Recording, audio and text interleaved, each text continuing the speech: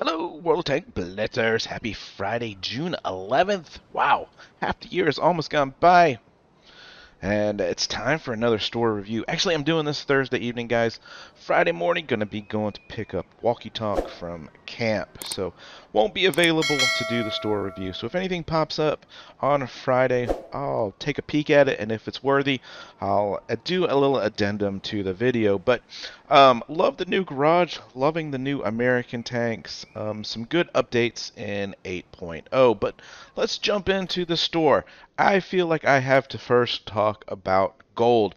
As you know, I use this $50, 17,500 gold for $50. I use that 350 gold per dollar as a basis. Look at this. All of these are double that amount, guys. So you're getting, on this particular case here, 700 gold per dollar. Really good deals in the store right now if you were thinking about spending some money on some gold. Keep in mind, these deals are really good, but not the best deals available. The best deal available is the monthly subscription. Usually that works out to be about 1,000 gold per dollar, but it's only available at the beginning of the month. And then the pop-up offers that show up in that box on the loading garage screen.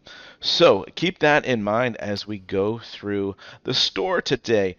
Interesting to note, we talked about the turtle containers last week, and I opened those and got them spending 20,000 gold, which was a lot for that tank. They've added 5 collect them all containers, which obviously have just a random reward. Still have the low drop percent chances. You don't have a choice of the tank there, but obviously they weren't selling enough, so they extra incentivized that. It's not a bad tank, but certainly not worth having to drop 17, 20,000 gold in my opinion. So let's wait for it to come back in stores later. The mighty KV5. I like this tank. It gets a bad rap out there. It does bounce a lot of shots. There's only 3 days left here, and you're getting 500,000 credits, 30 days of premium. Tier 8 tank. All the equipment slots unlocked for 5,500 gold. So a very good deal. The tank, though, may not be your favorite. It's a little bit on the slow side. Plays maybe a little bit faster than the KV4, but doesn't quite have as solid armor. Still a fun tank, though. Um, we've got several options here to get those 5x boosters, which are really beneficial for those of you that are grinding tanks. Remember, if you do buy these, and I don't recommend it, if you do buy them though, make sure you are using them on the tanks that you are grinding. Otherwise, you are wasting EXP. Moving on, 2 reliable heavies. Look at this. Chrysler K and the IS-2SH, 10,000 gold. Really not a bad deal when you consider you're getting the premium camos and all 9 equipment slots, plus some 5x boosters. I don't know if those boosters are specific to those tanks or if you can use them for any tanks. But if we break this down tank by tank, Chrysler K, just posted an Ace Mastery on it. It's difficult tank to play because it's rear mounted. It's got very strong armor, low pen, faster reload, as it has, I believe, 105 millimeter gun, whereas most of the tier 8 heavy tanks are going to have the 120 millimeter gun. So keep all of that in mind. And when we look at it compared to the IS-2H, 6,500. So obviously, even Wargaming knows that the Chrysler K is better. It's got so much more maneuverability than the IS-2H, and both of these play exactly the same. So, if you're on the fence about it, my suggestion would be to get the Chrysler K, just because it's more fun, in my opinion. I'm not sure about buying both of them because, as I said, they both play the same way. All right, we're going to skip over the turtle containers because we've talked about them several times now. The Emil 1951, if you missed it, I did a full tank review on it. I spent the 15,000 gold. It's the first time in the store for being able to buy it and not being in crates, which is why the price is so high. It's not worth 12,500 gold, guys. The Emil regular Tech Tree tank is a better tank. The armor on this is not good for a heavy tank, so don't buy this and expect you're going to be impenetrable there on the hull if you're hull down. This tank can be penned pretty much anywhere. The only advantage is it has more mobility and speed over the Tech Tree variant. Some tanks we've seen quite a bit. Type 59 and Type 64 here in a bundle. The 64 is a Tier 6 light tank.